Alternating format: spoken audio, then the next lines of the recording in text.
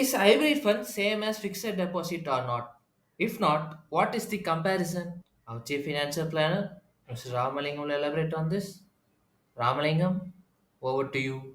Hybrid funds, you have conservative hybrid funds and also you have aggressive hybrid funds. Conservative hybrid funds will have like 15 percentage equity exposure to 35 percentage equity exposure. Aggressive hybrid funds will have close to 65 percentage equity exposure. So that way FD and hybrid funds are not same. Hybrid funds have equity exposure from 15 percentage to 65 percentage equity exposure.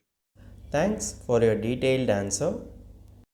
If you have any doubt regarding this or any other financial or investment decision, don't hesitate to book an appointment with our financial expert. The link to the appointment is given in the description below. And also, would you like to know more about finance and investment? Then we would recommend you to attend our live webinar. The link to the webinar is also given in the description below.